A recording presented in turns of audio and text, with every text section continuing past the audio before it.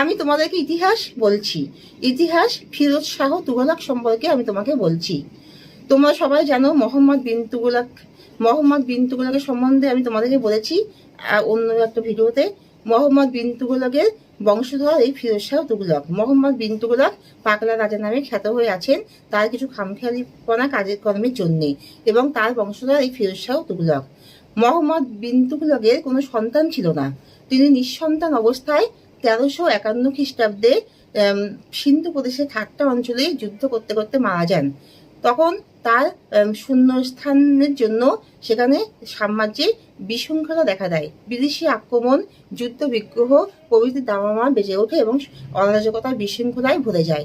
তখন তার আমিরগণ, ওমরাহগণ সকলেই তার চাচাতো ভাই, মানে তার কাকার ছেলে অর্থাৎ তার পিতা গিয়াসউদ্দিন বলবনের ছোট ভাই রজব, তার কাকার ছেলে ফিরোজ শাহ তুগলককে সিংহাসনে বসান।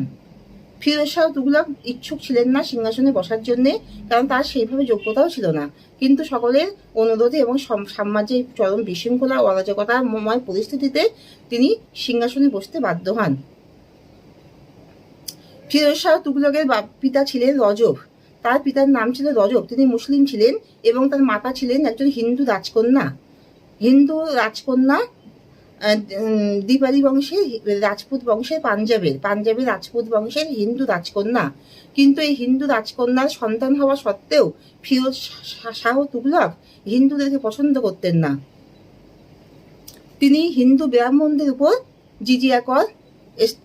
জিজিয়া কর চাপিয়েছিলেন, এবং হিন্দু ব্রাহ্মণরা যদি এই জিজিয়া কর দিতে না চাইতো তাদেরকে তিনি শাস্তির বিধান করেছিলেন। মুসলিমদের উপরে তিনি কোনো রকমের কর চাপায়ননি, এবং তিনি হিন্দুদের মন্দিরের জায়গায় তিনি মুসলিমদের মসজিদ নির্মাণ করেছিলেন, এবং তিনি বাংলা আক্রমণ করেছিলেন, জগন্নাথ মন্দির ধ্বংস করেছিলেন।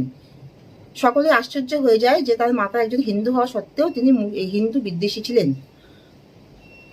তবে ফিরোজ শাহ তুগলক যে 1351 খ্রিস্টাব্দে তিনি যে সম্রাট হন এবং 1388 খ্রিস্টাব্দ পর্যন্ত তিনি রাজত্ব করেন, তার এই দীর্ঘ 37 বছর রাজত্বকালে কোনো বিদেশি আক্রমণ হয়নি, অর্থাৎ সাম্রাজ্যে কোনো বিদেশি আক্রমণ হয়নি। সাম্রাজ্যকে তিনি রক্ষা করেছিলেন এবং সেখানে কোনো খরা বা বন্যা কিছুই হয়নি। সব শস্য ফলন ভালোই উৎপন্ন হতো, সবকিছু দামও নির্ধারিত ছিল। আর ফিরোজ শাহ তুগলক কিছু জনকল্যাণমূলক কিছু কাজ করেছিলেন। তিনি প্রচুর বৃক্ষরোপণ করেছিলেন, বড় রাস্তাঘাট নির্মাণ করেছিলেন, রাস্তাঘাটের দুপাশে তিনি বৃক্ষরোপণ করেছিলেন এবং সরাইখানায় বিশ্রামাগারের ব্যবস্থা করেছিলেন এবং প্রজাদের জল খাওয়ার জন্য